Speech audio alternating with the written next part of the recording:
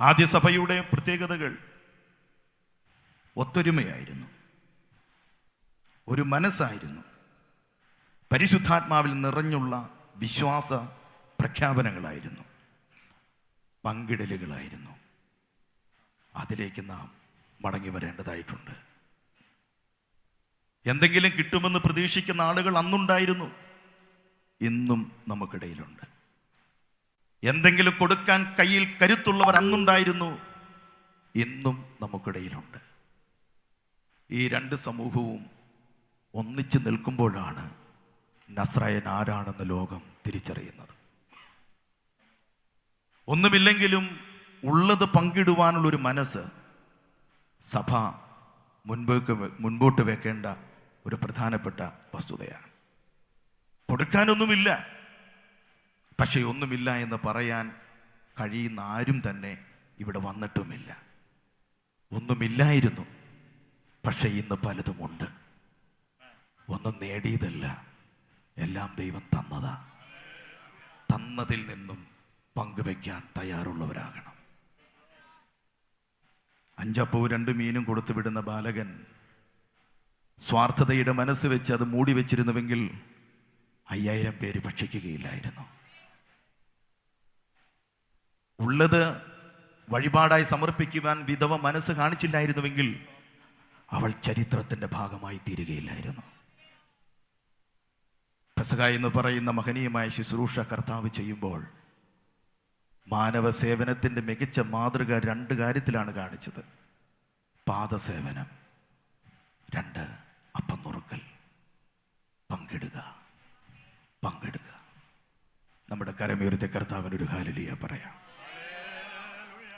ഞങ്ങളെ നോക്കൂ എന്ന് പറയാനുള്ള പ്രാഗൽഭ്യമില്ലായ്മയാണ് ഇന്നത്തെ സഭയുടെ ഏറ്റവും വലിയ പാപം. വ്യഭിചാരം ചെയ്യുന്നവരുണ്ടോ ഇല്ലയോ? ദൈവം വിലയിരുത്തട്ടെ. ചൂതാട്ടം നടത്തുന്നവരുണ്ടോ? കൊള്ളപ്പലിശയ്ക്ക് കടം കൊടുക്കുന്നവരുണ്ടോ? ഇതെല്ലാം ദൈവം വിലയിരുത്തട്ടെ. വിശ്വാസമുണ്ടോ? പരിശുദ്ധാത്മാവുണ്ടോ? അന്യഭാഷയുണ്ടോ? ഇതെല്ലാം ദൈവം വിലയിരുത്തട്ടെ. പക്ഷേ അതിനപ്പുറമായി സമൂഹത്തിന് മുമ്പിൽ ചൂണ്ടിക്കാണിക്കാൻ ഞങ്ങളെ നോക്കൂ എന്ന് പറയാനുള്ള പ്രാഗൽഭ്യമാണ് ഒരു സമൂഹം എന്ന നിലയിൽ നമുക്ക് വേണ്ട ഏറ്റവും പ്രധാനപ്പെട്ട ഘടകം. ഞങ്ങളെ നോക്കൂ. 50 വർഷം കഴിഞ്ഞു പോയ ഈ സമൂഹത്തിന് മുമ്പിൽ, നമ്മുടെ മുമ്പിലുള്ള ഈ ലോകത്തിന് കാണിച്ചു കൊടുക്കാൻ എന്തുണ്ട് കയ്യിൽ? അപ്പോസ്തല പ്രവൃത്തി 3-ാം അധ്യായം അതിൻ്റെ 6-7 വാക്യങ്ങൾ. അപ്പോൾ പത്രോസ്, വെള്ളിയും പൊന്നും എനിക്കില്ല, എനിക്കുള്ളത് നിനക്ക് തരുന്നു. നസ്രീനായ യേശുക്രിസ്തുവിന്റെ നാമത്തിൽ നടക്ക എന്ന് പറഞ്ഞ് അവനെ വലം കൈക്ക് പിടിച്ച് എഴുന്നേൽപ്പിച്ചു. ക്ഷണത്തിൽ അവന്റെ കാലും നരിയാണിയും ഉറച്ച് അവൻ കുതിച്ചെഴുന്നേറ്റ് നടന്നു. വിശുദ്ധ ബൈബിളിന് 2 ഭാഗമാണ് ഉള്ളത് എന്ന് നമുക്ക് എല്ലാവർക്കും അറിയാം. ഒന്നാമത്തെ ഭാഗം പഴയ നിയമം എന്ന 39 പുസ്തകമാണ്. ഒരു സമൂഹത്തിൻ്റെ സാംസ്കാരികവും സാമ്പത്തികവും രാഷ്ട്രീയവും മതപരമായിരിക്കുന്ന കാര്യങ്ങളുടെ വിശദീകരണങ്ങൾ, അവരുടെ ജീവിതക്രമങ്ങളുടെ രൂപരേഖകൾ തയ്യാറാക്കി അതിനനുസൃതമായി ആ നിയമാവലികൾക്ക് മുമ്പിൽ വിധേയപ്പെട്ട് ജീവിക്കുന്ന, സമൂഹത്തിൽ നിന്ന് വ്യത്യസ്തമായ ആശയങ്ങളും ആവിഷ്കാരങ്ങളും നടപ്പാക്കിക്കൊണ്ട് ലോകത്തിൻ്റെയും ദൈവത്തിൻ്റെയും ശ്രദ്ധാകേന്ദ്രമായി നിലനിൽക്കുന്ന യഹൂദൻ എന്ന് പറയുന്ന ഒരു ജാതിയുടെ ജീവചരിത്രമാണ് പഴയ നിയമം മുഴുവൻ. ആ ജാതിയുടെ രാഷ്ട്രപിതാവുണ്ട്, ഗോത്രപിതാവുണ്ട്, മാനവകുലത്തിൻ്റെ പിതാവുണ്ട്, രാജാക്കന്മാരുണ്ട്, പ്രവാചകന്മാരുണ്ട്, പുരോഹിതന്മാരുണ്ട്, ന്യായാധിപന്മാരുണ്ട്, സാധാരണപ്പെട്ട ആളുകളുണ്ട്.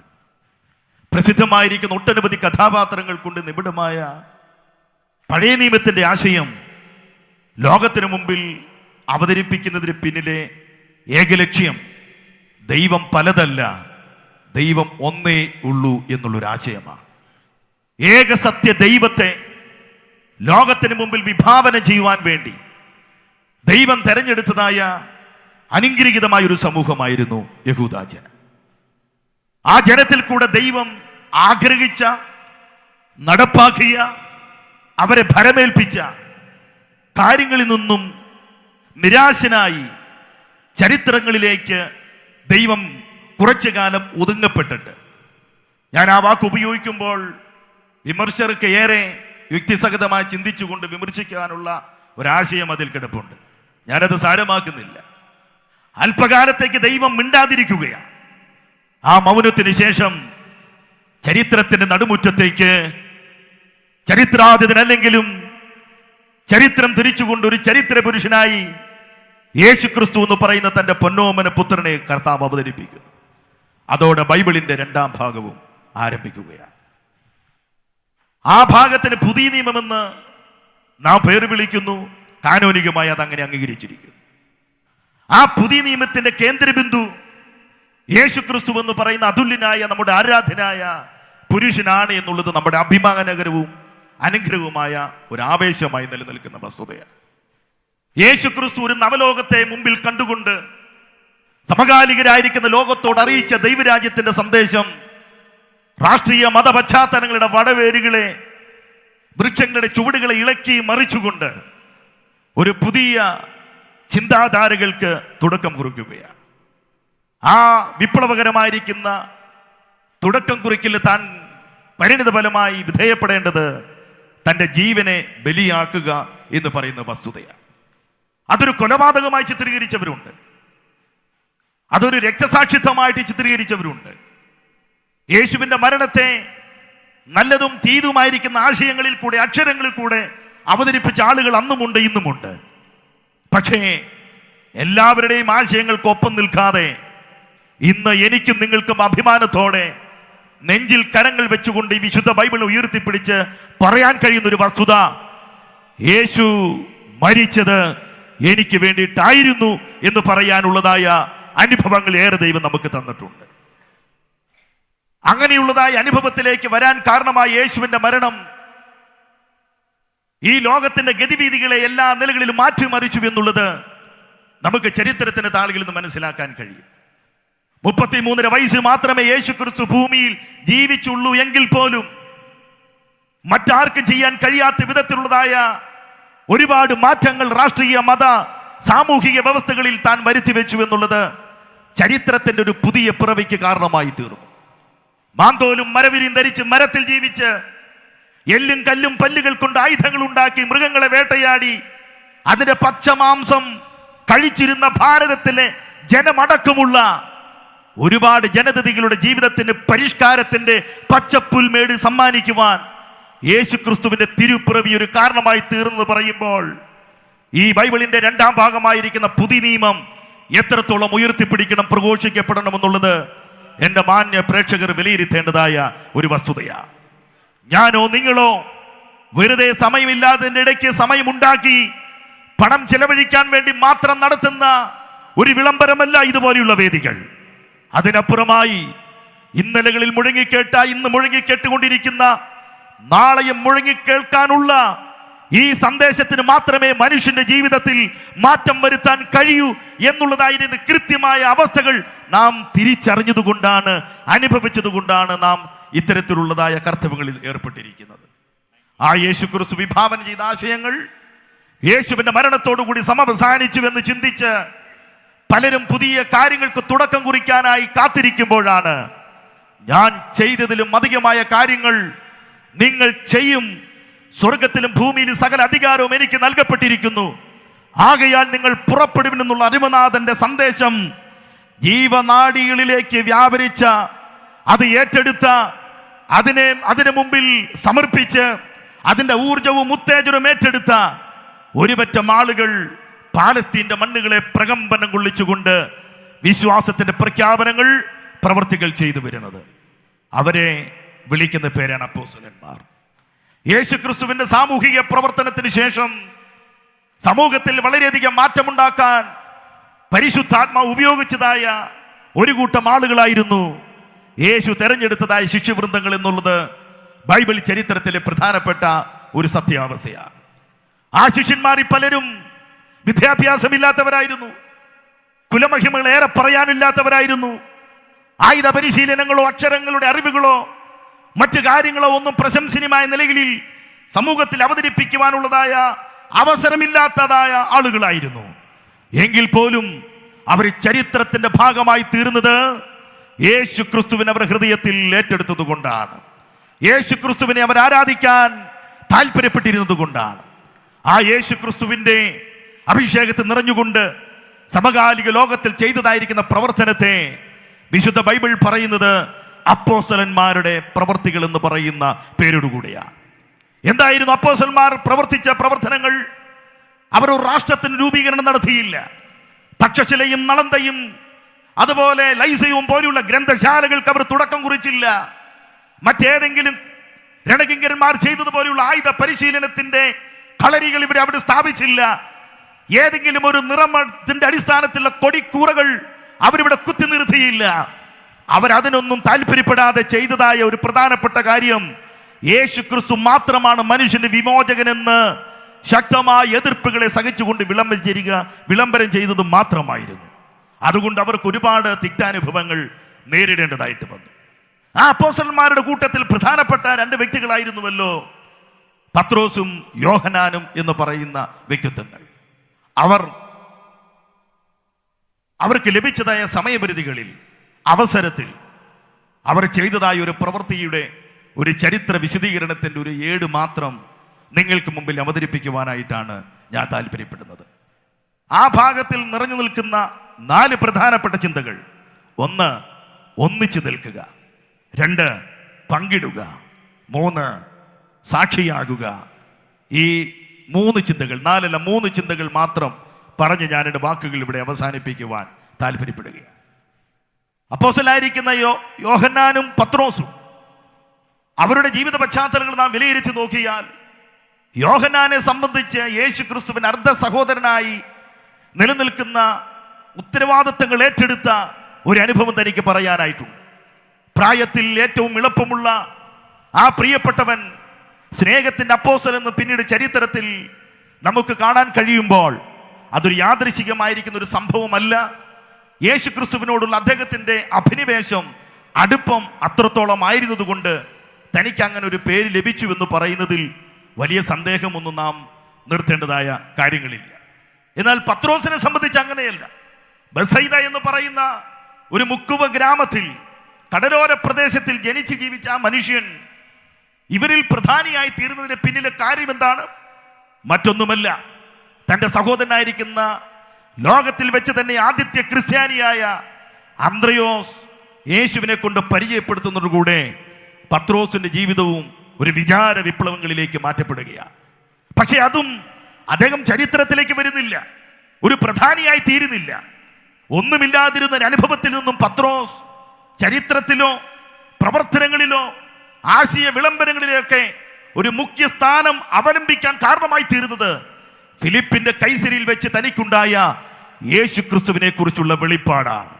ഇന്ന് രാത്രിയിൽ ഞാനോ എനിക്ക് മുമ്പിലും പിമ്പിലും അണിനിരന്നിരിക്കുന്ന ഈ ആളുകളൊക്കെ നിങ്ങൾക്ക് മുമ്പിൽ എവിടെയെങ്കിലും സ്നേഹത്തിന്റെ ഒരു അംശം അനുഭവിക്കത്തക്ക നിലകളിൽ, ബഹുമാനം അർഹിക്കത്തക്ക നിലകളിൽ ആയിരിക്കുന്നുവെങ്കിൽ അതിന്റെ പിന്നിൽ കുലമഹിമയോ വിദ്യാഭ്യാസമോ നിറമോ ആരോഗ്യമോ കഴിവുകളോ ഒന്നുമല്ല, യേശു ക്രിസ്തുവിനെ കുറിച്ചുള്ള വെളിപ്പാട് ഉണ്ടായതുകൊണ്ട് മാത്രമാണ്. അത് ഞങ്ങളുടെ അനുഭവം മാത്രമല്ല, ഈ പന്തലിനുള്ളിലിരിക്കുന്ന ഓരോരുത്തരുടെയും അനുഭവങ്ങൾ അങ്ങനെ തന്നെ. ഒരു മനുഷ്യ ജന്മത്തിൽ ഒരു വ്യക്തിക്കുണ്ടാകേണ്ട ഏറ്റവും അതിപ്രധാനപ്പെട്ട ഒരവസ്ഥയാണ് പത്രോസിൽ കൂടെ നമുക്ക് ലഭ്യമാകുന്നത്. അത് മറ്റൊന്നുമല്ല, വെട്ടിപ്പിടിച്ചതും കെട്ടിപ്പിടിക്കുന്നതുമായ കാര്യങ്ങളെ കുറിച്ച് പുകഴ്പറ്റതായ നിലകളിൽ പറയുക എന്നതിനെ കഴിഞ്ഞ അപ്പുറമായി മരിക്കും മുമ്പ് സത്യദൈവത്തെ കണ്ടുമുട്ടുക എന്ന് പറയുന്ന ഒരു അമൂല്യമായിരിക്കുന്ന അനുഭവം, ദൈവത്തെക്കുറിച്ചുള്ള ഒരു വെളിപ്പാട്. അതുകൊണ്ട് ഈ 50-ാം ജൂബിലി സമ്മേളനത്തിന്റെ ഭാഗമായി ഇതിന്റെ പുറത്തുള്ള ആളുകളോട് ഒരു സുവിശേഷകൻ എന്ന കർത്തവ്യബോധത്തിൽ നിന്നുകൊണ്ട് സ്നേഹപുരുഷരം ഒരിക്കൽ കൂടി ഞങ്ങൾ വിളിച്ചു പറയുന്നു: നിങ്ങൾ യേശുവിനെ അറിയുന്നവരാകുക, യേശുവിനെ കണ്ടെത്തുന്നവരായി തീരുക. എന്തുകൊണ്ടാണ് അങ്ങനെ ഞങ്ങൾ ആവശ്യപ്പെടുന്നത്? ജീവിതത്തിൽ ലഭിക്കപ്പെടേണ്ട ഏറ്റവും അമൂല്യമായ ഒരു അനുഭവമാണ് യേശു ക്രിസ്തുവിനെ കണ്ടെത്തുക എന്നുള്ളത്. അതിന്റെ അർത്ഥതലം എന്താണ്? അതിന്റെ അവസാനം എന്താണ്? അതിന്റെ ആവശ്യകത എന്താണ്? അത് മറ്റൊന്നുമല്ല, മരണത്തിനപ്പുറം മറ്റൊരു ജീവിതമുണ്ട് എന്നൊരു യാഥാർത്ഥ്യം ഉള്ളതുകൊണ്ട് യേശു ക്രിസ്തുവിൽ കൂടെ ലഭ്യമാകുന്ന ഏറ്റവും പരമപ്രധാനപ്പെട്ട ഒരു അനുഭവം ഈ ലോകത്തിൽ എന്തെങ്കിലും നേടുക എന്നുള്ളതല്ല, ഈ ലോകത്തിൽ എന്തെങ്കിലും സ്വായത്തമാക്കുക എന്നുള്ളതല്ല. ഈ ലോകത്തിലായിരിക്കുമ്പോൾ മറു ലോകത്തിലേക്കുള്ള പ്രവേശനത്തിനുള്ള രജിസ്ട്രേഷൻ പ്രാപിക്കുക എന്നുള്ളതാണ്. അതുകൊണ്ട് ഇതുപോലെയുള്ള പൊതുസമ്മേളനങ്ങൾ ഞങ്ങളുടെ പിതാക്കന്മാരും ഞങ്ങളുമൊക്കെ ഒരുപോലെ പ്രയോജനപ്പെടുത്തുമ്പോൾ ഞങ്ങൾ അവിടെ ഉയർത്തിപ്പിടിക്കുന്ന ഒരേ ഒരു കാര്യം മാത്രമേ ഉള്ളൂ: യേശുവിനെ നിങ്ങൾ വ്യക്തിപരമായി അനുഭവിച്ചറിയുന്നവരായി തീരുക. പത്രോസ് അങ്ങനെയാണ് ഈ പറയുന്ന ക്രിസ്തു ചരിത്രത്തിന്റെ ഒരു ഭാഗമായി തീരുന്നത്. പത്രോസിന്റെ യോഹന്നാന്റെ ചരിത്രം നാം പഠിച്ചു നോക്കുമ്പോൾ മനോഹരമായിരിക്കുന്ന ഒരു സൗഹൃദത്തിന്റെ, സാഹോദര്യ ബന്ധത്തിന്റെ ഒരു വലിയ ചരിത്രം, ഒരുപാട് അനുഭവങ്ങൾ നമുക്ക് കണ്ടെത്താനായിട്ട് കഴിയും. പത്രോസും യോഹന്നാനും തമ്മിലുള്ള ബന്ധം യേശു ക്രിസ്തുവിൽ കൂടെയാണ് ആരംഭിക്കുന്നത്. നമുക്കറിയാം, പെസഹയാചരിക്കുന്ന മാളികയിലും കടലോര മേഖലകളിലും യേശു ക്രിസ്തു നടത്തുന്ന സാമൂഹിക പ്രവർത്തനങ്ങളിലും ദൈവരാജ്യത്തിന്റെ വിളംബരങ്ങളിലും രാഷ്ട്രീയ മത എതിർപ്പുകളുടെ മധ്യത്തിലുമൊക്കെ ഇവർ ക്രിസ്തുവിനൊപ്പം നിലനിന്നിരുന്നുവെന്ന് സുവിശേഷ ഗ്രന്ഥത്തിൽ നമുക്ക് മനസ്സിലാക്കാനായിട്ട് കഴിയുന്നുണ്ട്. ഇവർ ഒരുമിച്ച് നിന്നതുകൊണ്ട് എന്താണ് സംഭവിച്ചത്? രണ്ട് പ്രധാനപ്പെട്ട കാര്യം. യേശു ക്രിസ്തു ശിഷ്യന്മാരുടെ കൂട്ടത്തിൽ വിദ്യാഭ്യാസമുള്ള പല ആളുകൾ ഉണ്ടായിരുന്നിട്ടും വിദ്യാഭ്യാസമില്ലാത്തതായ പത്രോസിനെ പ്രധാന സ്ഥാനത്തേക്ക് കൊണ്ടുവന്നത് അവന്റെ ഉത്തരവാദിത്വ ബോധമാണ്. അവന് ഗുരുവിനോടുള്ളതായ അഭിനിവേശം, അടുപ്പമാണ്. അവൻ കണ്ടെത്തിയ ക്രിസ്തുവിനെ കുറിച്ചുള്ള വെളിപ്പാടിന്റെ ആ തിരിച്ചറിവ് അവനെ കൂടുതൽ പ്രവർത്തനത്തിന്റെ അനുഭവങ്ങളിലേക്ക് എത്തിച്ചുവെന്ന് ചരിത്രത്തിൽ നിന്ന് മനസ്സിലാക്കാനായിട്ട് കഴിയുന്നുണ്ട്. യോഹന്നാനെ സംബന്ധിച്ച് യേശുവിന്റെ അർദ്ധ സഹോദരനായിട്ട് നിലനിൽക്കുന്നു എന്നുള്ളത് ഒരു പ്രധാനപ്പെട്ട ആശയമാണെങ്കിൽ പോലും അവന്റെ ഉള്ളിൽ ദൈവത്തിനോടുള്ളതായ സ്നേഹത്തിന്റെ മറ്റൊരു വശത്തിന്റെ പ്രധാനപ്പെട്ട തെളിവായിരുന്നു യേശുവിന്റെ നെഞ്ചോട് ചാഞ്ഞിരുന്നതായിരിക്കുന്ന അനുഭവങ്ങൾ എന്ന് പറയുന്നത്. എന്ന് പറഞ്ഞാൽ, ഞാൻ നിന്നെ വിട്ട് എങ്ങും പോവില്ല, നീ എൻ്റെ ജീവനാഥനാണെന്നുള്ളതിന്റെ അടയാളമായിരുന്നു അവനോട് പറ്റിയിരുന്നത്. താൻ മലയിൽ പ്രാർത്ഥിക്കാൻ കടന്നു പോകുന്ന സമയങ്ങളിലൊക്കെ തിരഞ്ഞെടുക്കുന്നവരുടെ കൂട്ടത്തിൽ 12 ശിഷ്യന്മാരെ ശിഷ്യന്മാരായിട്ട് തിരഞ്ഞെടുക്കുന്നുവെങ്കിലും അവരുടെ ഇടയിൽ നിന്നും 3 പേരെ ബോധിച്ചവരായി എന്ന് നമുക്ക് മനസ്സിലാക്കാനായിട്ട് കഴിയുന്നുണ്ട്. അതിലൊന്നാമത്തവനാണ് പത്രോസ്, രണ്ടാമത്തവനാണ് യോഹന്നാൻ, മൂന്നാമത്തവനാണ് യാക്കോബ് എന്ന് പറയുന്നത്. മറുരൂപ മലയടക്കമുള്ള ഗെത്സമന തോട്ടത്തിലെ പ്രാർത്ഥനയടക്കമുള്ള എല്ലാ ഇടങ്ങളിലും ക്രിസ്തുവിനൊപ്പം നിഴലായി നിറമായി നിലനിന്ന അനുഗ്രഹീതരായ ദൈവവൃത്യന്മാർ. അതുകൊണ്ട് എന്ത് സംഭവിച്ചു? ചരിത്രത്തിന് മറ്റൊരു രംഗവേദി ഉയരുകയാണ്. യേശുവിന്റെ ക്രൂശീകരണത്തോടെ, യേശുവിന്റെ മരണത്തോടെ എല്ലാം തീർന്നുവെന്ന് ചിന്തിച്ചിരുന്ന മതരാഷ്ട്രീയ മേഖലകളെ അട്ടിമറിച്ചുകൊണ്ട് അപ്പോസ്തലന്മാരിന്മേൽ വ്യാപരിച്ച പരിശുദ്ധാത്മാവിന്റെ ശക്തിയാൽ മറ്റൊരു ലോകത്തിന് തുടക്കം കുറിക്കുകയാണ്. ആ തുടക്കം കുറിക്കാൻ കാരണമായി തീർന്നതിന്റെ ഏറ്റവും പ്രധാനപ്പെട്ട വസ്തുത അവർ ഒന്നിച്ചു നിന്നു എന്നുള്ളതാണ്. അവർ ചേർന്ന് നിന്നു എന്നുള്ളതാണ്. മനസ്സ് മനസ്സോട്, കരം കരത്തോട് ചേർത്ത് പിടിച്ചുകൊണ്ട് ക്രിസ്തുവിന്റെ സ്നേഹത്തിൽ, ക്രിസ്തുവിന്റെ ആത്മാവിൽ, ക്രിസ്തു വിഭാവനം ചെയ്ത വചന സത്യങ്ങളുടെ മൂല്യതകളെ സ്തോത്രം അവരുടെ അടിസ്ഥാന കല്ലുകളാക്കിക്കൊണ്ട് അവർ ചേർന്ന് നിന്നതുകൊണ്ട് മറ്റൊരു തുടക്കം അവരിൽ കൂടെ ഉണ്ടായി.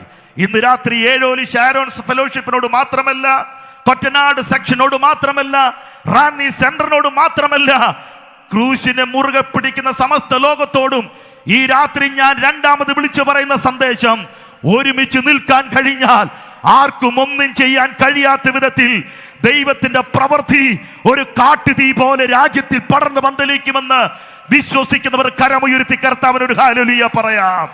ഒന്നിച്ച് നിൽക്കേണ്ട കാലഘട്ടം അതിക്രമിച്ചിരിക്കുകയാണ്. ചിതറിക്കിടക്കുന്ന അനുഭവങ്ങൾ മാറിയിട്ട് പരിശുദ്ധാത്മാവിനാൽ വിധേയപ്പെട്ട് യേശു ക്രിസ്തുവിന്റെ ദിവ്യ സ്നേഹത്തിൽ ബന്ധിക്കപ്പെട്ടവരായി ദൈവരാജ്യത്തിന്റെ മുദ്രാവാക്യം ഉയർത്തിപ്പിടിക്കുന്ന, ഒന്നിച്ചു നിൽക്കുന്ന ഒരു സമൂഹത്തെ എത്ര പേർ ആഗ്രഹിച്ച് ഈ ദിവസങ്ങളിൽ പ്രാർത്ഥിക്കുന്നുണ്ട്? ഒരു പടകമായി ഉണർന്നു പാടുന്ന, ദൈവരാജ്യത്തിന്റെ വിളംബരകരായി തീരുന്ന, സഭ എന്ന് പറയുന്ന അവസ്ഥയെ സാർവത്രികമായി മാത്രം കാണുന്ന ഒരു പ്രധാനപ്പെട്ട ചിന്താഗതികളിലേക്ക് വരുന്ന ഒരു സമൂഹം എത്ര പേര് ഈ കാലഘട്ടത്തിൽ സ്തോത്രം ചേർന്ന് നിൽക്കാനായിട്ട് താല്പര്യപ്പെടുന്നുണ്ട്? അങ്ങനെ ഒരു സമൂഹത്തെ ആരെല്ലാം പ്രതീക്ഷിക്കുന്നുണ്ട്? അങ്ങനെയുള്ളവർക്കായി, അങ്ങനെ ചിന്തയുള്ളവർക്കായി ഞാൻ ദൈവത്തിന് സ്തോത്രം ചെയ്യുന്നു. ഇല്ലെങ്കിൽ എന്ത് സംഭവിക്കും? 50 അല്ല 500 വർഷം കഴിഞ്ഞാലും ഇത്രയൊക്കെ തന്നെയായിട്ട് ഒതുങ്ങിപ്പോകേണ്ടതായിട്ട് വരും. അല്ല, നമ്മുടെ പിതാവായിരിക്കുന്ന അബ്രഹാമിനോട് പറഞ്ഞതുപോലെ കടൽക്കരയിലെ മണൽത്തരികളെ പോലെ ആകാശമണ്ഡലത്തിലെ നക്ഷത്രങ്ങളെ പോലെ നാം വർദ്ധിച്ചു പെരുകി ഭൂമി അടക്കി വാഴണമെങ്കിൽ, ഈ ഭൂമിയിൽ പടർന്ന് പന്തലിക്കണമെങ്കിൽ അകറ്റി നിർത്തലുകളല്ല, ചേർത്ത് നിർത്തലുകളാണ് ആവശ്യമെന്ന് ഇന്ന് രാത്രി പരിശുദ്ധാത്മാവ് ആണയിട്ട് അടിവരയിട്ട് പറയുന്നു. എന്നോട് കൂടെയുള്ളവർ ആമേൻ പറഞ്ഞ് ഇതിനോട് യോജിക്കുന്നവർ കരമടിച്ച് ദൈവത്തെ ഒന്ന് ആരാധിക്കാം. അനൈക്യതയുടെ ആത്മാവ് ഇന്ന് രാത്രിയിൽ അഴിഞ്ഞു മാറണം. ആമേ, വേർപെടുത്തി നിൽക്കുന്ന, അകറ്റി നിർത്തുന്നതായ ചിന്താഗതികളുടെ മൂഢത്വപരമായ അവസ്ഥകൾ മാറി നിൽക്കണം. ആത്മാവിന്റെ ബന്ധം സമാധാന ബന്ധത്തിൽ, ആത്മാവിന്റെ ഐക്യത സമാധാന ബന്ധത്തിൽ സൂക്ഷിച്ചുകൊണ്ട് അപ്പോസ്തലന്മാരുടെ കാലഘട്ടത്തിലെ പോലെ, യേശു ക്രിസ്തുവിന്റെ കാലഘട്ടത്തിലെ പോലെ, ആദിമ സഭയുടെ കാലഘട്ടത്തിലെ പോലെ ഒന്നിച്ചു നിൽക്കുന്ന ഒരനുഭവം, ഒന്നിച്ചു നിൽക്കുന്ന ഒരനുഭവം, ഒന്നിച്ചു നിൽക്കുക. നിർണായകമായിരിക്കുന്ന ചില വിഷയങ്ങൾ ഇവർക്കിടയിൽ വന്നിട്ടുണ്ട്. ഒരുപാട് പ്രതിസന്ധികൾ ഇവർക്ക് നേരിടേണ്ടതായിട്ട് വന്നിട്ടുണ്ട് എല്ലാ മേഖലകളിൽ നിന്നും. ഒരു ഉദാഹരണം മാത്രം ഞാൻ ചൂണ്ടിക്കാണിക്കാം. യേശു ക്രിസ്തുവിനെ ഗതസമനേ തോട്ടത്തിൽ നിന്നും അറസ്റ്റ് ചെയ്ത് അരമനയിലേക്ക് കൊണ്ടുപോകുന്ന സാഹചര്യം. ആ സമയത്തെ ശിശുവൃന്ദങ്ങളെല്ലാം ചിതറിയോടുകയാണ്. പത്രോസ് അകലം വിട്ട് സഞ്ചരിച്ചു എന്ന് വായിക്കുന്നു. ആ ഓടിയവരുടെ കൂട്ടത്തിൽ യോഹന്നാൻ നേരെ ഓടിയത് മഹാപുരോഹിതന്റെ അരമനയിലേക്കായിരുന്നു. അവൻ അരമനയ്ക്കകത്ത് കടന്നു.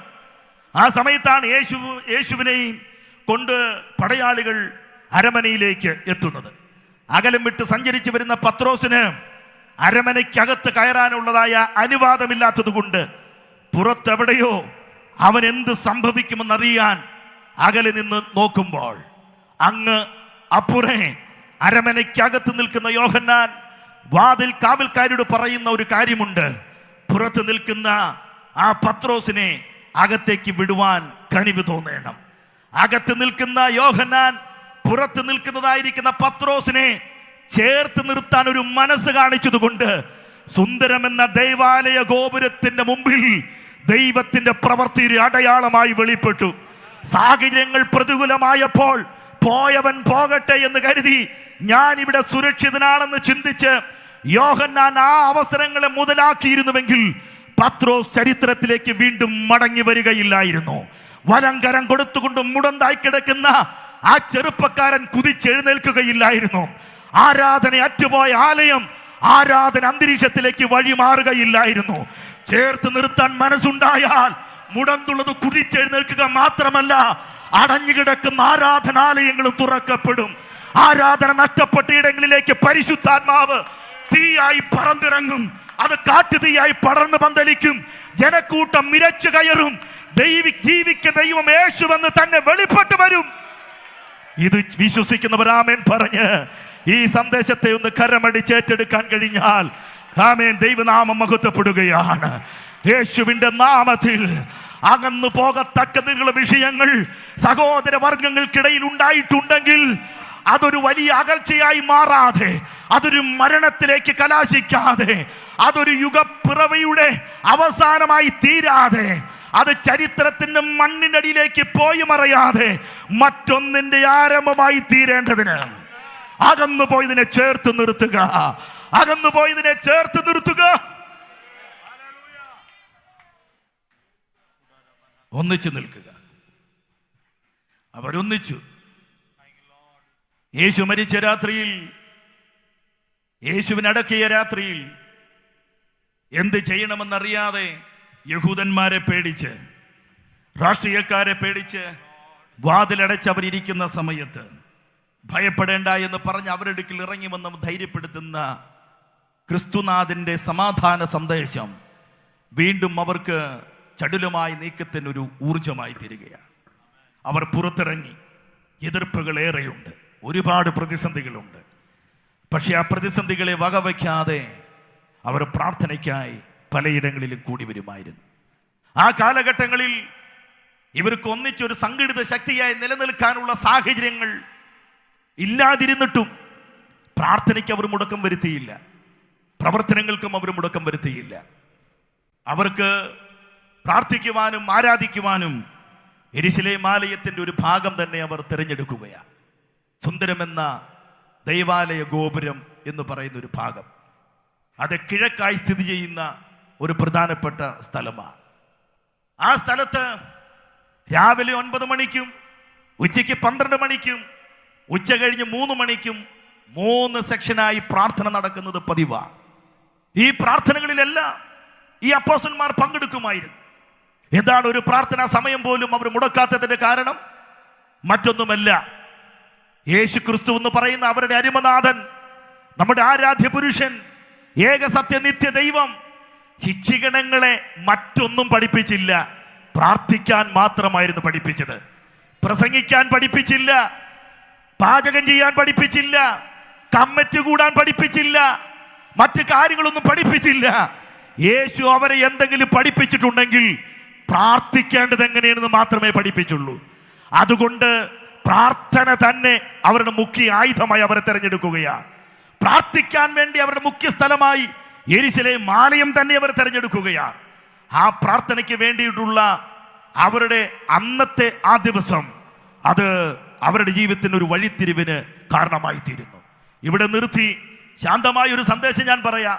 ഒരു സാധാരണക്കാരൻ എന്ന നിലയിൽ നിന്നുകൊണ്ട്, ഒരു സാധാരണ സുവിശേഷ പ്രഭാഷകനിൽ നിന്നുകൊണ്ട് ഒത്തിരി തിയോളജികളോ മറ്റോ കാര്യങ്ങളോ ഒന്നും പ്രസ്താവിക്കാതെ എല്ലാവർക്കും മനസ്സിലാകുന്ന രീതിയിൽ ഇന്ന് രാത്രി ഞാനൊരു കാര്യം പറയാം. പ്രാർത്ഥിക്കാത്ത കാരണത്താൽ ഒന്നും കിട്ടുന്നില്ല, പ്രാർത്ഥിച്ചത് കൊണ്ട് പലതും നമുക്ക് കിട്ടിയിട്ടുണ്ട്. ഒരു മടങ്ങി വരവിന്റെ സന്ദേശം ആമുഖ സന്ദേശമായി ദൈവദാസൻ ഓർപ്പിച്ചപ്പോൾ സമയം ലഭ്യമല്ലാത്തത് കൊണ്ട് അദ്ദേഹം വിട്ടുപോയത് ഞാൻ പൂരിപ്പിക്കുന്നു. പ്രാർത്ഥനയിലേക്കാണ് ദൈവജനം മടങ്ങി വരേണ്ടത്. പ്രാർത്ഥനകളിലേക്ക് മടങ്ങി വരണം. ആത്മാവിന്റെ പ്രാർത്ഥനകളിലേക്ക് മടങ്ങി വരണം. ആത്മഭാരത്തിന്റെ പ്രാർത്ഥനകളിലേക്ക് മടങ്ങി വരണം. പരിശുദ്ധാത്മാവിന്റെ നിറവിലുള്ള പോരാട്ടത്തിന്റെ പ്രാർത്ഥനകളിലേക്ക് ദൈവസഭ മടങ്ങി വരണം. പ്രാർത്ഥനകൾ കൊണ്ട് മാത്രമേ നമുക്ക് എന്തെങ്കിലും ചെയ്യാൻ കഴിയുകയുള്ളൂ. പ്രാർത്ഥിക്കാതെ ചെയ്യുന്ന പ്രവർത്തനങ്ങൾ പത്രത്താളുകളിൽ അക്ഷരക്കൂട്ടങ്ങളായി റിപ്പോർട്ടായി തയ്യാറാക്കപ്പെടുമായിരിക്കാം. പക്ഷെ സ്വർഗത്തിന് മുമ്പിൽ പരിഗണിക്കപ്പെടണമെങ്കിൽ പ്രാർത്ഥിച്ചാരംഭിച്ച കാര്യങ്ങൾക്ക് മാത്രമേ എന്തെങ്കിലും ചെയ്യാൻ കഴിയുകയുള്ളൂ. അമ്മാമേ, ഇന്നലകളിലെ പ്രാർത്ഥന എവിടെ?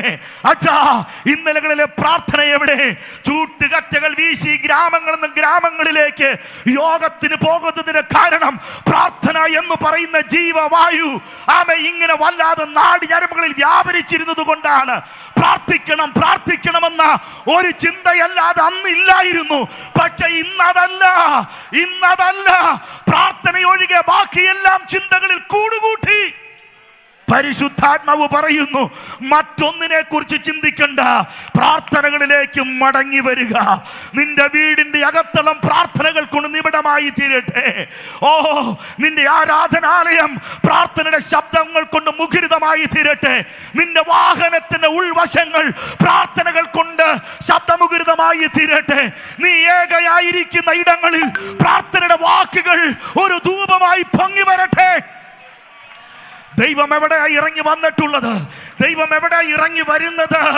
ആയുധങ്ങൾ കാട്ടി അടരാടുന്നവരടുക്കലല്ല, മെഴുകുതിരി കത്തിക്കുന്നവരടുത്തല്ല, നാണയത്തുട്ടുകൾ വലിച്ചെറിയുന്നടുത്തല്ല, മുട്ടുമടക്കി കണ്ണുനീരോടെ പ്രാർത്ഥിക്കുന്ന ഭക്തന്റെ അടുക്കൽ ഇറങ്ങി വരുന്ന ദൈവം. പ്രാർത്ഥനയിലേക്ക് മടങ്ങി വാ. അല്പസമയം ഒന്ന് ആരാധിക്കാൻ കഴിയാമോ? ആമേ, സ്തോത്രം. തളർന്നിരിക്കുന്ന മനസ്സുകൾ ബലപ്പെടട്ടെ. പ്രാർത്ഥന അറ്റുപോയ നാവുകൾ ചലിച്ചു തുടങ്ങട്ടെ. അന്യഭാഷ പറയാൻ മറന്നുപോയ നാവുകൾ ഇന്ന് രാത്രിയിൽ പരിശുദ്ധാത്മാവിന്റെ നിറവിലുള്ള അന്യഭാഷ ഭാഷണത്തിലേക്ക് മടങ്ങി വരട്ടെ. അല്പസമയം ചേർന്ന് ആരാധിക്കാം. എന്റെ പ്രസംഗം പൂർത്തീകരിക്കണമെന്ന് എനിക്ക് ഒരാഗ്രഹവുമില്ല. പ്രസംഗം കൊണ്ട് വലിയ കാര്യവും നടക്കുന്നില്ല. പക്ഷെ പ്രാർത്ഥന കൊണ്ട് പലതും നടക്കും. ആരാധന കൊണ്ട് പലതും നടക്കും. നടക്കില്ലെന്ന് പറഞ്ഞ കാര്യം, മുടങ്ങിപ്പോയ കാര്യങ്ങൾ, മരവിച്ചു പോയ കാര്യങ്ങൾ, മണ്ണിട്ടു മൂടിയ കാര്യങ്ങൾ പ്രാർത്ഥനകൾ കൊണ്ട് ചലിപ്പിക്കാൻ കഴിയും. പ്രാർത്ഥനകൾ കൊണ്ട് ഉയർപ്പിക്കാൻ കഴിയും. ഇന്ന് രാത്രി കല്ലറകൾ തുറക്കപ്പെടട്ടെ, മണ്ണുകൾ മാറട്ടെ. ഓ, യേശുവിന്റെ നാമത്തിൽ ഇരുട്ടിന്റെ കോട്ടകൾ തകരട്ടെ. കുടുംബത്തിന്റെ വാതിലുകൾ തുറക്കപ്പെടട്ടെ. ഹൃദയ കവാടങ്ങൾ തുറക്കട്ടെ. പ്രാർത്ഥന പ്രാർത്ഥന പ്രാർത്ഥന. പൂർവികരുടെ പ്രാർത്ഥന വേലയ്ക്ക് വിശാലമായെങ്കിൽ ഇന്നത്തെ പോലെ തിയോളജിയുടെ പ്രഭാഷണം അന്നില്ലായിരുന്നു. ഇന്നത്തെ പോലെ ആധുനിക സജ്ജീകരണങ്ങളില്ലായിരുന്നു. പക്ഷേ ഒന്നുണ്ടായിരുന്നു, അപ്പച്ചന് പ്രാർത്ഥന. ഉണ്ടോ തലമുറേ, ഉണ്ടോ പ്രിയ നവസമൂഹമേ? നിനക്കില്ലാത്തത് പ്രാർത്ഥനയാണ്. ബാക്കിയെല്ലാം ഉണ്ട്. പാട്ടുണ്ട്, നൃത്തമുണ്ട്, കയ്യടിയുണ്ട്, വസ്ത്രമുണ്ട്, ആഹാരമുണ്ട്, ശീതീകരിച്ച വാഹനങ്ങളുടെ കൂട്ടമുണ്ട്, കെട്ടിപ്പൊക്കിയ വൻമാളികകളുണ്ട്, ഇട്ടുമൂടാൻ പണമുണ്ട്, എല്ലാം ഉണ്ട്. പക്ഷേ പ്രാർത്ഥനയില്ല. പ്രാർത്ഥനയിലേക്ക് മടങ്ങുക. യോഹന്നാനും പത്രോസും പ്രാർത്ഥനയ്ക്കായി സുന്ദരമെന്ന ദേവാലയത്തിൽ ചെല്ലുക പതിവായിരുന്നു. ഒരു നാൾ അവർ പ്രാർത്ഥിക്കുന്നതിന് മറുപടി ഉണ്ടെന്ന് ലോകം കാണേണ്ടതിന് ദൈവം അവിടെ ഒരു അടയാളത്തിനായി ഒരു മനുഷ്യനെ ചിലരിൽ കൂടെ ചുമന്നുകൊണ്ട് വെച്ചിട്ടുണ്ട്. കൈവിട്ട ചില കേസുകൾ, ഉപേക്ഷിച്ച ചില കേസുകൾ, ചിലർക്ക് വരുമാനം ഉണ്ടാക്കി കൊടുക്ക ചില കേസുകൾ, അന്നത്തെ അവരുടെ പ്രാർത്ഥനയുടെ വരവോടുകൂടി അവസാനിക്കുകയാണ്. പ്രാർത്ഥനയിൽ കൂടെ ഒരു ചരിത്രം. ദൈവജനം കരമുയർത്തി അല്പസമയം ഒന്ന് സ്തോത്രം ചെയ്താട്ടെ. അല്പസമയം ഒന്ന് സ്തോത്രം ചെയ്യുക. യേശു ക്രിസ്തുവിന്റെ പ്രസംഗം ലോകരാഷ്ട്രങ്ങളെ അട്ടിമറിച്ചുവെങ്കിൽ, അപ്പോസ്തലന്മാരുടെ പ്രവൃത്തികൾ സഭാചരിത്രത്തിൽ വലിയ പ്രസിദ്ധമായ കോളിളക്കം സൃഷ്ടിച്ചുവെങ്കിൽ, നമ്മുടെ പിതാക്കന്മാരുടെ ചരിത്രം പഠിച്ചു നോക്കിയാൽ അവരുടെ പ്രാർത്ഥനകളാണ് ചരിത്രത്തിന് തുടക്കം കുറിച്ചിട്ടുള്ളത്.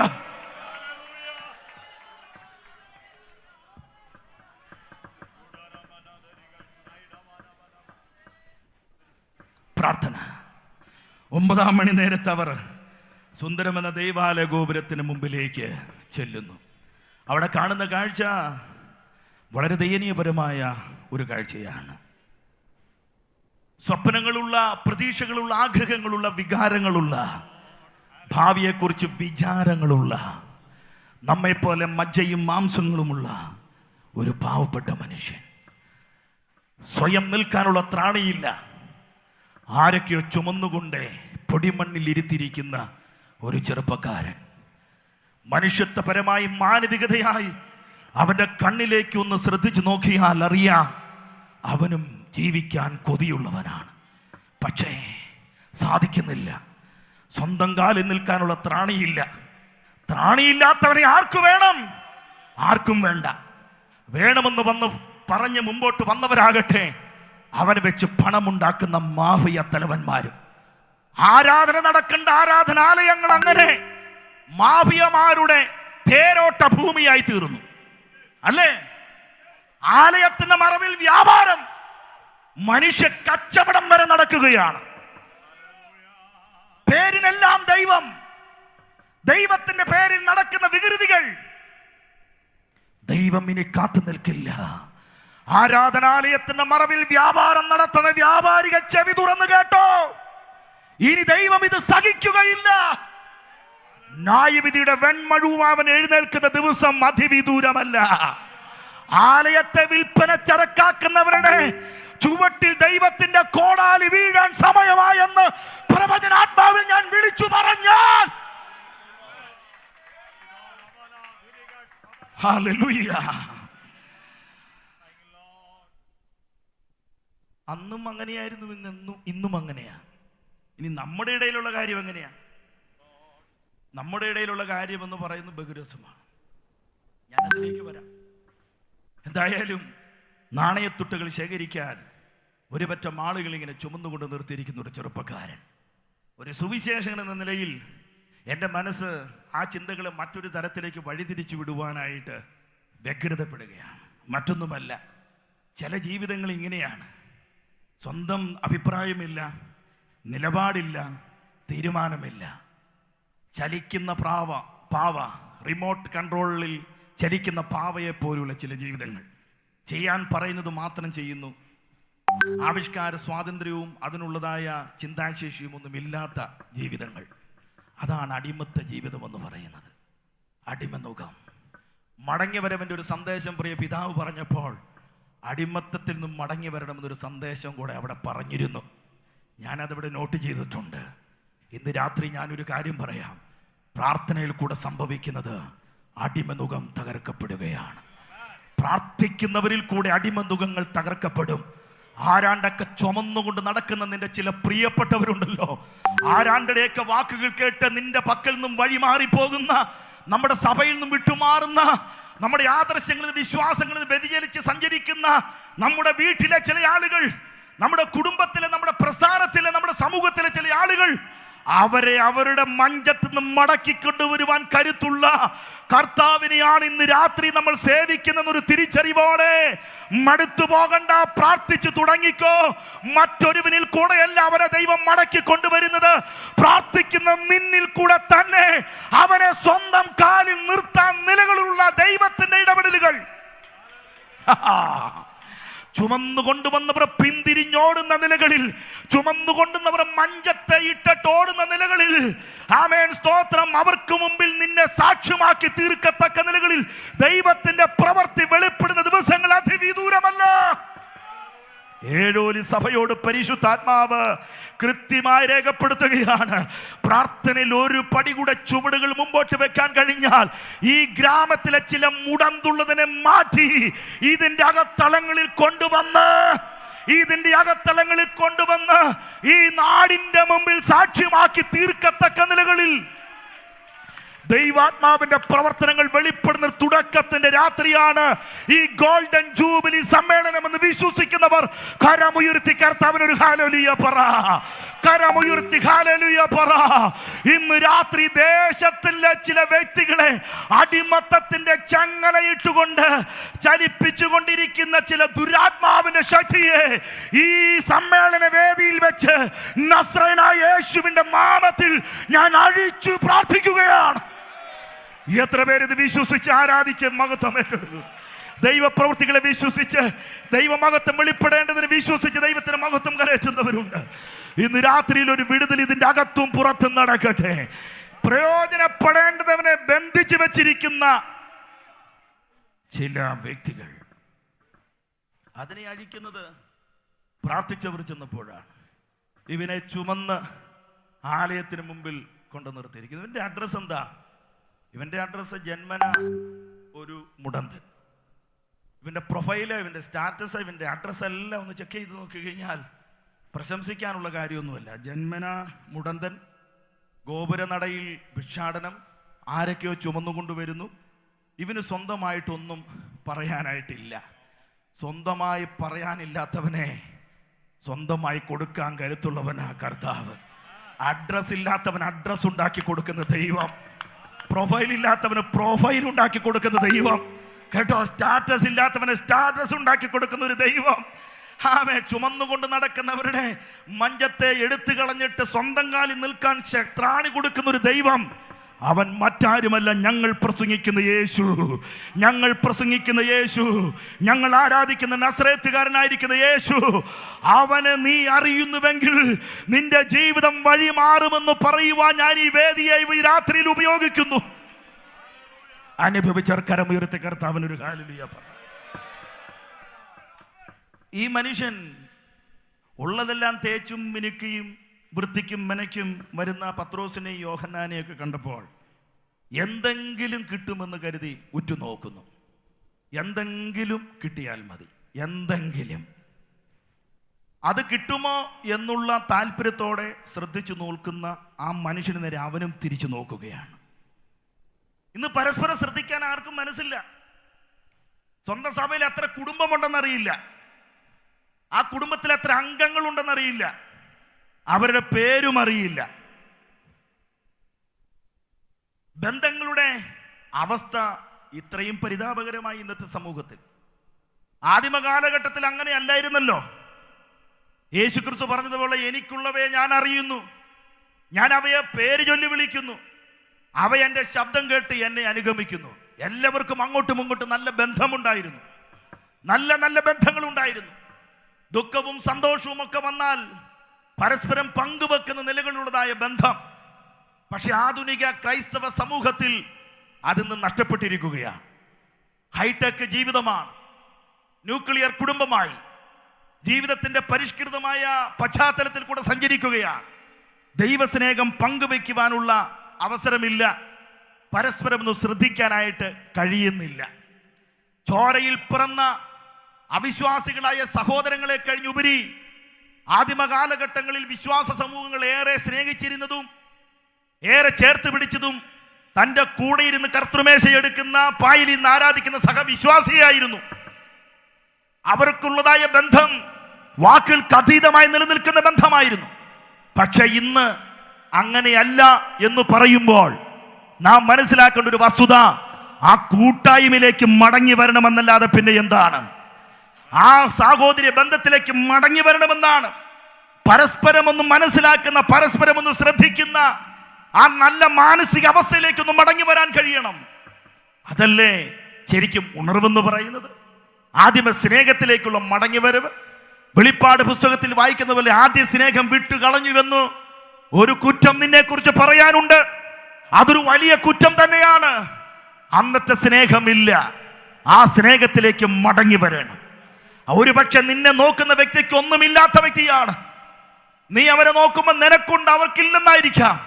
പക്ഷെ ഉള്ളതോ ഉണ്ടോ ഇല്ലയോ എന്നുള്ളതിന്റെ അടിസ്ഥാനത്തിലല്ല പരസ്പരം ശ്രദ്ധിക്കുന്നത്. ക്രിസ്തുവിന്റെ സ്നേഹത്തിന്റെ വെളിച്ചത്തിൽ, ക്രിസ്തു എന്നതായിരിക്കുന്ന മധ്യസ്ഥന്റെ വെളിച്ചത്തിൽ, ക്രിസ്തു സ്നേഹത്തിന്റെ അഭിനിവേശത്തിൽ നിന്നുകൊണ്ട് പരസ്പരം ഒന്ന് ശ്രദ്ധിക്കാനായിട്ട് കഴിയണം. അതുകൊണ്ട് എന്താ സംഭവിച്ചത്? പരസ്പരം ശ്രദ്ധിച്ചപ്പോൾ കാര്യങ്ങൾ അവർ പങ്കുവെക്കുകയാണ്. എന്തായിരുന്നു? ഉള്ളത് പങ്കുവെക്കുന്നു. അവൻ ചോദിച്ചതിന് നനച്ചതിലും അത്യന്തപരമായി അവന് ലഭ്യമാകുന്നു.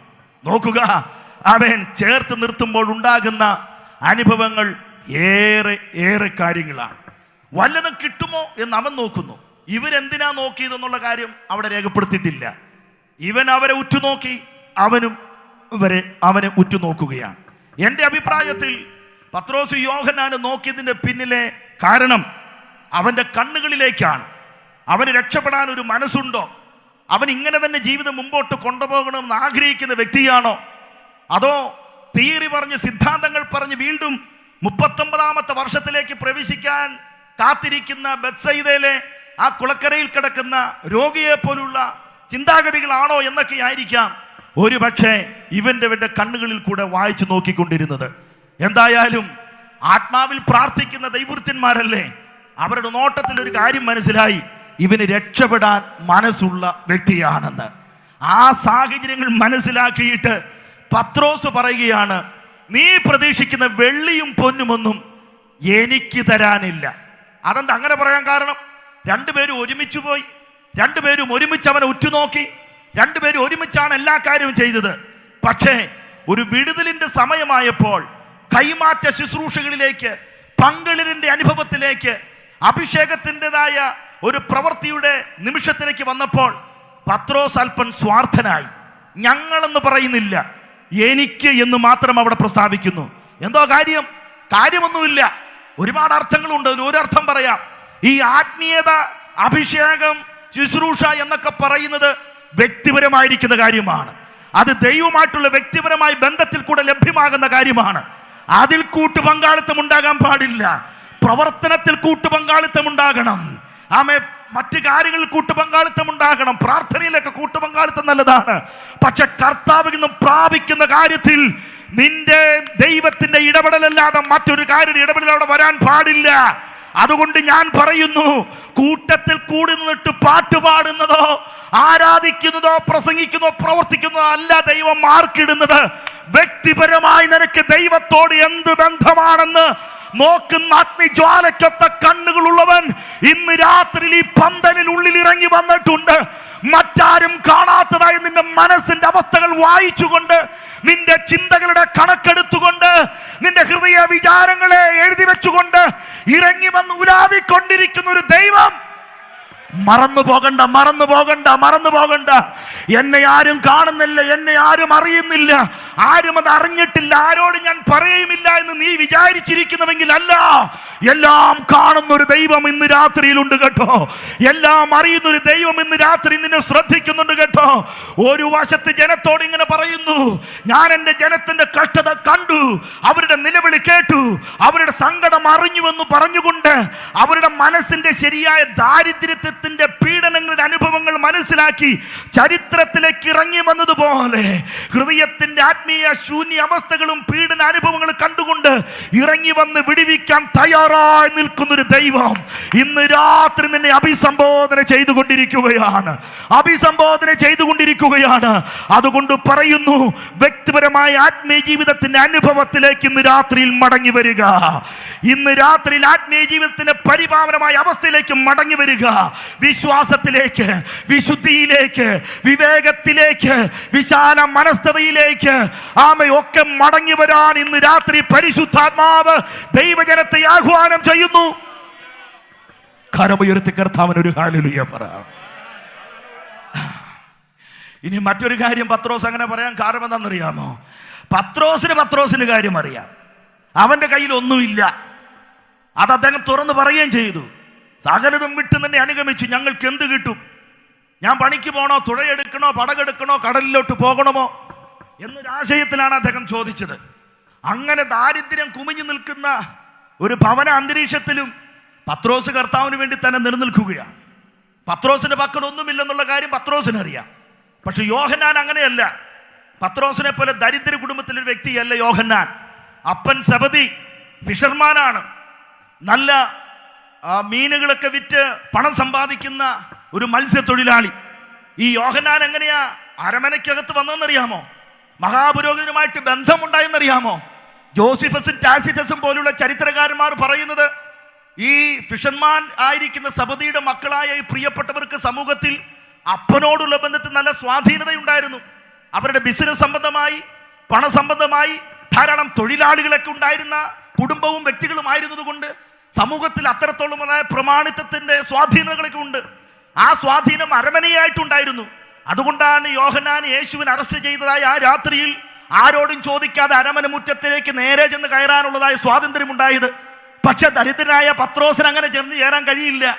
അത് മനസ്സിലാക്കിയിട്ടാണ് യോഹന്നാൻ പത്രോസിനെ അങ്ങോട്ട് വിളിച്ചു കൊണ്ടുവരാൻ വേണ്ടി കാവൽക്കാരിയോട് പ്രത്യേകമായിരിക്കുന്ന കാര്യങ്ങൾ പറഞ്ഞു ഉറപ്പിച്ച് അവൻ അകത്തേക്ക് വിളിക്കുന്നത്. അപ്പോൾ അങ്ങനെയൊക്കെ വെച്ച് നോക്കുമ്പോൾ യോഹന്നാന്റെ പോക്കറ്റിൽ എന്തെങ്കിലുമൊക്കെ കൊടുക്കാൻ ഒരു പക്ഷെ കാണുമായിരിക്കാം. എന്തെങ്കിലും കിട്ടുമെന്ന് പ്രതീക്ഷയോടുകൂടി നോക്കുന്നതായ ഈ മുടന്തനെ കണ്ടപ്പോൾ സ്നേഹത്തിന്റെ അപ്പോസ്തലനായിരിക്കുന്ന ഈ മനുഷ്യന്റെ സ്നേഹങ്ങൾ കൊണ്ട് നിറയപ്പെട്ടു, മാനവികതകൾ കൊണ്ട് നിറയപ്പെട്ടു, മനുഷ്യത്വം കൊണ്ട് നിറയപ്പെട്ടപ്പോൾ വലത് കൈ കൊണ്ട് പോക്കറ്റിൽ കൈയിട്ട് നാണയത്തൊട്ടെടുത്ത് അവന്റെ ആ ആഗ്രഹത്തിനൊരു സബലീകരണം വരുത്താൻ തുടങ്ങുന്നത് കണ്ടിട്ടാണോ എന്ന് എനിക്കറിയത്തില്ല. ഇടത് കൈ കൊണ്ട് യോഹന്നാൻ പോക്കറ്റിലേക്കിട്ട വലത് കൈയിലേക്ക് അമർത്തി പത്രോസ് പിടിച്ച് ചേർത്തങ്ങ് നിർത്തിയിട്ട് പറയുക, വെള്ളിയും പൊന്നൊന്നും എനിക്കില്ല, എനിക്കുള്ളത് നിനക്ക് തരുന്നു പറഞ്ഞുകൊണ്ട് അവന്റെ വലം കൈ അവൻ അങ്ങ് കൊടുത്തത്. ദൈവത്തിന് സ്തോത്രം. എന്ന് പറഞ്ഞാൽ എന്താ? ഒരു നാണയത്തൊട്ടുകൊണ്ട് ഇവന്റെ വിഷയം പരിഹരിക്കുമെന്ന് യോഹന്നാൻ ചിന്തിച്ചുവെങ്കിൽ പത്രോസ് അങ്ങനെയല്ല ചിന്തിച്ചത്. നാണയത്തൊട്ടിന് പരിഹരിക്കാൻ കഴിയാത്തൊരു വിഷയമാണ് ഈ സഹോദരൻ നേരിടുന്നത്. അത് പരിഹരിക്കപ്പെടണമെങ്കിൽ നസ്രായന്റെ ശക്തി അവന്റെ മേൽ വ്യാപരിച്ച് മതിയാകുമെന്നുള്ള വെളിപ്പാട് പ്രാപിച്ച പത്രോസ് യോഹന്നാനെ കൊടുക്കാൻ അനുവദിക്കാതെ തന്നിന്മേൽ വ്യാപരിക്കുന്ന പരിശുദ്ധാത്മാവിന്റെ ശക്തിയിൽ അവന് കൊടുക്കുന്ന വലങ്കരം പോലെ കൊറ്റനാട് സെക്ഷൻ ചിലർക്ക് വലങ്കരം കൊടുക്കാൻ തയ്യാറാകണം. റാന്നി സെന്റർ ചിലർക്ക് വലങ്കരം കൊടുക്കാൻ തയ്യാറാകണം. ഏഴോലി സഭ തളർന്നു കിടക്കുന്ന ചില ആളുകൾക്ക് വലങ്കരം കൊടുക്കാൻ തയ്യാറാകണം. ഒരു സമ്മേളനം കൊണ്ട് തീരുന്നതാകരുത്. ആമേൻ സ്തോത്രം. മാനവിക സേവനം എന്ന് പറയുന്നത് അതിനപ്പുറമായി തളർന്നു കിടക്കുന്നവർക്ക് കരം കൊടുക്കാൻ ഒരു മനസ്സും. ദൈവത്തിന് സ്തോത്രം. എന്നോട് കൂടെ എത്ര പേര് യോജിക്കുന്നു എന്ന് എനിക്കറിയില്ല. യോജിച്ചാലും യോജിച്ചില്ലേലും എനിക്ക് പറയാതിരിക്കാൻ കഴിയില്ല. കാരണം നിങ്ങൾ വിളിച്ചും പോയി, ഞാൻ വന്നും പോയി. ഇനിയിപ്പം ഈ സമയം കയറി വേറെ ആരെങ്കിലും പ്രസംഗിക്കുമെന്ന് എനിക്കൊട്ട് അറിയത്തുമില്ല. അതുകൊണ്ട് കേട്ടേ പറ്റൂ. പക്ഷെ ഇനി ഞാൻ പ്രസംഗിക്കുന്നില്ല. എൻ്റെ സമയം ഇവിടെ അവസാനിച്ചു. തോമസ് ഫിലിപ്പ് പാസ്റ്ററുമായിട്ട് വളരെയധികം വർഷമായിട്ട് ബന്ധമുണ്ട്. ഞങ്ങൾ ഒരു സെൻട്രലിൽ ശുശ്രൂഷിച്ചു കൊണ്ടിരുന്നതാണ്. അദ്ദേഹം ഈ കഴിഞ്ഞ ഓഗസ്റ്റ് 15 എന്നെ ശുശ്രൂഷയ്ക്ക് വിളിച്ചു. അദ്ദേഹത്തിൻ്റെ വാക്കുകൾ ഞാൻ കടന്നു പോകുന്നുവെങ്കിൽ ഞാൻ അദ്ദേഹത്തെ അപമാനിക്കുന്നതിന് തുല്യമാണ്. അതുകൊണ്ട് എൻ്റെ വാക്ക് ഞാനിവിടെ നിർത്തുന്നു. ഒരു കാര്യം ഞാനിവിടെ പറഞ്ഞു നിർത്താം. നമ്മളിൽ വ്യാപരിക്കുന്ന അഭിഷേകം പങ്കിടാൻ നമ്മൾ തയ്യാറായി തീരണം. നമ്മുടെ ശുശ്രൂഷകൾ പങ്കിടാൻ നമ്മൾ തയ്യാറായി തീരണം. ശുശ്രൂഷയുള്ളവൻ ഒതുങ്ങി പോകരുത്. ആരും നിന്നെ പരിചയപ്പെടുത്തുമെന്ന് കരുതി, നിനക്ക് വേദി തരുമെന്ന് കരുതി, നിന്റെ പേര് നോട്ടീസ് ചേർക്കുമെന്ന് കരുതിയൊന്നും നീ കാത്തിരിക്കൊന്നും വേണ്ട. ദൈവം നിനക്ക് ശുശ്രൂഷ തന്നിട്ടുണ്ടെങ്കിൽ, ഒരു അഭിഷേകം തന്നിട്ടുണ്ടെങ്കിൽ, നിന്റെ മേലൊരു വിളിയുണ്ടെങ്കിൽ, നിനക്കൊരു ആത്മഭാരമുണ്ടെങ്കിൽ, നിനക്ക് ദൈവത്തെക്കുറിച്ച് തിരിച്ചറിവുണ്ടെങ്കിൽ, നീ ഇറങ്ങുക. നിനക്ക് വേണ്ടി ചിലർ കാത്തു നിൽക്കുന്നുണ്ട്. നീ അവർക്ക് വേണ്ടി വലങ്കരം കൊടുത്താൽ നിന്നെ ചരിത്രമാക്കത്തക്ക നിലകളിൽ മുടന്തുള്ളതിനെ മാറ്റി നിന്നോടൊപ്പം തുള്ളിയും ചാടിയും ആരാധിക്കത്തക്ക നിലകളിൽ ഒരു നാടിനും വീടിനും കുറ്റം പറയാൻ കഴിയാത്ത വിധത്തിൽ അവനെ സാക്ഷ്യമാക്കി നിന്റെ ശുശ്രൂഷയ്ക്ക് അടിവരയിടുന്ന നിലകളിൽ, നിന്റെ അഡ്രസ്സിനെ മാറ്റുന്ന നിലകളിൽ ഇറങ്ങി വന്ന് പ്രവർത്തിക്കുന്ന ഒരു ദൈവം ഇന്ന് രാത്രിയും നിന്നെ ശക്തമായി തട്ടിയുണർത്തുകയാണ്. വിശ്വസിക്കുന്ന ശുശ്രൂഷകന്മാർ കരമുയർത്തി കർത്താവിനൊരു ഹല്ലേലൂയ പറ, ഒരു ഹല്ലേലൂയ പറ. ശുശ്രൂഷയുടെ ആധികാരികൾ വെളിപ്പെട്ടു വരട്ടെ. പൂർവ്വകാലങ്ങളിലെ പോലെ അത്ഭുതങ്ങൾ നടക്കട്ടെ. പൂർവ്വകാലങ്ങളിലെ പോലെ രോഗികൾ സൗഖ്യമാകട്ടെ. പൂർവ്വകാലങ്ങളിലെ പോലെ ദൈവപ്രവർത്തികൾ അടയാളമായി വെളിപ്പെടട്ടെ. ദയവായി എല്ലാവർക്കും ദൈവസന്നിധിയിൽ ഒന്ന് എഴുന്നേറ്റ് നിൽക്കാനായിട്ട് കഴിയുമോ? ഒന്ന് എഴുന്നേറ്റ് നിൽക്കാനായിട്ട് കഴിയുമോ? ആമേൻ. വലങ്കരം കൊടുത്ത മാത്രയിൽ അവൻ ചാടി പിടിച്ചു. അവന്റെ കാലിലെ നരിയാണി ഉറച്ചു. അവന്റെ മുടന്തുകൾ മാറി. തളർന്നിടുന്ന ഞരമ്പ് കെട്ടുകളിൽ രക്തം പാഞ്ഞൊഴുകി. അവന്റെ കോശങ്ങൾക്ക് ഉറപ്പ് ലഭിക്കപ്പെട്ടു. അവന്റെ അസ്ഥിപഞ്ജരങ്ങൾ ശക്തിപ്പെട്ടു. അവൻ നടന്നു നോക്കി നന്നാകുന്നുണ്ട്, തുള്ളി നോക്കി നന്നാകുന്നുണ്ട്, ഓടി നോക്കി നന്നാകുന്നുണ്ട്. അവന് മനസ്സിലായി, എന്നെ ഈ പൊടിമണ്ണിൽ ഒരു അടിമയായി ഇടുവാനായിട്ട് ശ്രമിച്ചതായിരിക്കുന്ന പിശാചിന്റെ പ്രവൃത്തികൾ അഴിഞ്ഞു മാറി എന്ന് മനസ്സിലായവൻ തുള്ളിയും ചാടിയും ദൈവത്തെ മഹത്വപ്പെടുത്തി തുടങ്ങി. ഇന്ന് രാത്രിയിൽ വിടുതൽ പ്രാപിച്ചവർ മിണ്ടാതിരിക്കണ്ട. ഇന്ന് രാത്രിയിൽ കൃപ പ്രാപിച്ചവർ അടങ്ങിയിരിക്കണ്ട. ഇന്ന് രാത്രിയിൽ അഭിഷേകമുള്ളവർ സ്തോത്രം വാ മൂടി നിൽക്കണ്ട. വിളിയുള്ളവർ, കൃപയുള്ളവർ മന്ദീഭവിച്ച് നിൽക്കണ്ട. മുൻവിധികളൊക്കെ നമുക്ക് പിന്നീടാകാം, മാർക്കിടിയിലൊക്കെ നമുക്ക് പിന്നീടാകാം. നമുക്കൊന്നും മടങ്ങി വരാം. പണ്ടത്തെ നാളുകളെ പോലെ പരിശുദ്ധാത്മാവേ ശക്തി പകർന്നിടണമേ. ആദ്യ നൂറ്റാണ്ടിലെ അനുഭവം പോലെ നമുക്ക് ചേർന്ന് ദൈവത്തെ മഹത്വപ്പെടുത്താമല്ലോ. ആ കരമൊന്ന് ചേർത്തൊന്ന് അടിച്ചാട്ടെ, ആ വായൊന്ന് തുറന്നാട്ടെ, അന്യഭാഷകൾ ദൈവത്തെ ഒന്ന് ആരാധിച്ചാട്ടെ. ചേർത്ത് നിർത്തുക, ചേർത്ത് നിർത്തുക, പങ്കിടുക, ചേർത്ത് നിർത്തുക, ഒന്നിച്ച് നിൽക്കുക. മൂന്നാശയങ്ങൾ പാതി വഴിയിൽ അല്പാൽപമായി പറഞ്ഞ് ഞാൻ എൻ്റെ പ്രഭാഷണയോട് അവസാനിപ്പിക്കുകയാണ്. സൗഖ്യമായവൻ ഈ പ്രാർത്ഥിക്കുന്നവരോട് ചേർന്ന് നിൽക്കുന്നത് കണ്ടപ്പോൾ നാട്ടുകാർ തടിച്ചുകൂടി. ഒരുപാട് ആളുകൾ തടിച്ചുകൂടി. അവർക്കൊന്നും പറയാൻ കഴിയുന്നില്ല, ഒന്നും പറയാൻ കഴിയുന്നില്ല. കാരണം സൗഖ്യമാക്കിയവൻ അവർക്കൊപ്പം നിൽക്കുന്നു എന്നുള്ളത് കൊണ്ട്. ശുശ്രൂഷ അവിടെ അവസാനിക്കുകയല്ലായിരുന്നു. മുടന്തിന്റെ സൗഖ്യം, ഈ ചേർത്ത് നിർത്തൽ, ഈ പങ്കിടിൽ, അവരൊരുമിച്ചുള്ള ശുശ്രൂഷ മറ്റൊരു തുടക്കത്തിന് കാരണമാകാണ്. അവൻ നിമിത്തം ആളുകൾ ഓടിക്കൂടുന്നു. പത്രോസ് പ്രഭാഷണത്തിന് നാവ് ചലിപ്പിക്കുന്നു. ജീവനായകനെ കുറിച്ച്, ഉയർത്തെഴുന്നേറ്റ ക്രിസ്തുവിനെ കുറിച്ച്, പാപക്ഷമ നൽകുന്ന ക്രിസ്തുവിനെ കുറിച്ച്, മാനസാന്തരപ്പെടണം എന്നുള്ളതായിരിക്കുന്ന ആഹ്വാനത്തെ കുറിച്ച് പത്രോസ് പ്രസംഗിച്ചു തുടങ്ങി. ആ പ്രസംഗം ഒരു ചരിത്രത്തിന്റെ ഭാഗമായി തീരുകയാണ്. ഈ ഗോൾഡൻ ജൂബിലി എന്ന് പറയുന്ന സമ്മേളനം, ഈ പ്രഥമ രാത്രിയിൽ ഞാൻ പരിശുദ്ധാത്മാവിൽ പറയുന്നു, ഇതൊരു തുടക്കമാണ്. ഈ സെക്ഷന്റെ, ഈ സെന്ററിന്റെ ഒരു തുടക്കം അല്ല, നമ്മുടെ ഫെലോഷിപ്പിന്റെ മറ്റൊരു യുഗപ്പിറവിക്ക് കാരണം. അതിനുവേണ്ടി ചെയ്യേണ്ടത് മടങ്ങി വരിക, പ്രാർത്ഥിക്കുക, ചേർത്ത് നിർത്തുക, പങ്കിടുക, വലങ്കരങ്ങൾ കൊടുക്കുക. കരമുയർത്തി കർത്താവിനൊരു ഹല്ലേലൂയ പറ. കരമുയർത്തി കർത്താവിന് ഹല്ലേലൂയ പറ. എന്നിട്ട് പറ, ഞാൻ തയ്യാറാണ് കർത്താവേ, ദൈവരാജ്യത്തിന്റെ പങ്കാളിയായി തീരാൻ ഞാൻ തയ്യാറാണ്. അങ്ങയോട് ചേർന്ന് നിൽക്കാൻ ഞാൻ തയ്യാറാണ്. പിതാക്കന്മാരോട് ചേർന്ന് നിൽക്കാൻ ഞാൻ തയ്യാറാണ്. പരിശുദ്ധാത്മാവിനോട് ചേർന്ന് നിൽക്കാൻ തയ്യാറാണ്. വൃദ്ധസദനമായി തീരാൻ ഞാൻ ആഗ്രഹിക്കുന്നില്ല. എന്റെ കഴിവും എന്റെ അറിവും ആരോഗ്യവും എല്ലാം നിനക്ക് വിട്ടുതരാൻ ഞാൻ തയ്യാറാണ്. ആദ്യ നൂറ്റാണ്ടിലെ പോലെ എന്നെ അനുഗ്രഹിക്കണമെന്ന് നമുക്ക് പറയാം, പാടാം, പ്രാർത്ഥിക്കാം, ചേർന്ന് ആരാധിക്കാം. ഈ വചനങ്ങളിൽ കർത്താവ് നമ്മെ ധാരാളമായി അനുഗ്രഹിക്കട്ടെ. God bless you. Thank you so much.